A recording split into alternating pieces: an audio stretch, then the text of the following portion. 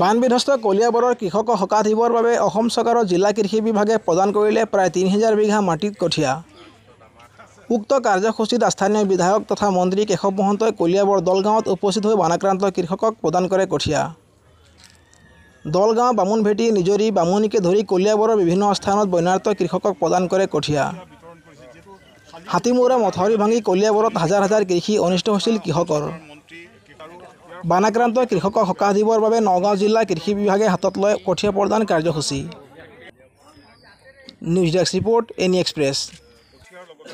আমাৰ কলিয়াবৰৰ বিশেষকৈ বৰালি গাঁও, দলগাঁও, দাৰিগজি এই অঞ্চলৰ প্ৰায় পথাৰ আটাইকেইখন পথাৰেই পানীয়ে বহুত দিন ডুবাই ৰাখিলে আৰু তাৰ কাৰণে যিসকলে খেতি কৰিছিল সেইসকলৰ নষ্ট হ'ল, কঠীয়া যিসকলে পাৰি থৈছিল সেইসকলৰো নষ্ট হ'ল। গতিকে আমি এতিয়া কঠীয়া সকলোকে যোগান ধৰিব পৰাকৈ প্ৰস্তুত কৰিছোঁ। প্ৰায় ৩,০০০ বিঘা মাটিত আমি এতিয়া কলিয়াবৰত কঠীয়া দিব পাৰিম। আমাৰ কৃষি বিভাগৰ তৰফৰ পৰাও যোগান ধৰিছে আৰু কলিয়াবৰ জিলা কৃষক পৰিষদেও দিছে।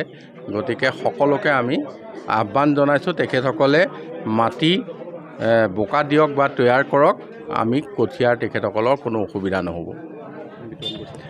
আমি আজি প্ৰথম আৰম্ভ কৰিছোঁ মাননীয় মন্ত্ৰী ডাঙৰীয়াৰ উপস্থিতিত।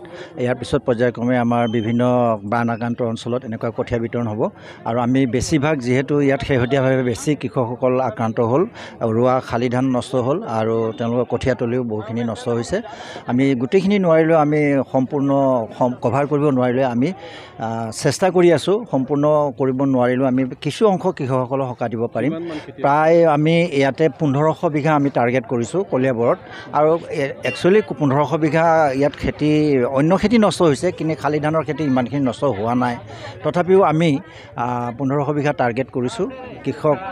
ইয়াতে যদি আমি ৩ বিঘাকৈ দিওঁ, আমি ৫০০জন কৃষকক আমি ইয়াতে উপকৃত কৰিব পাৰিম।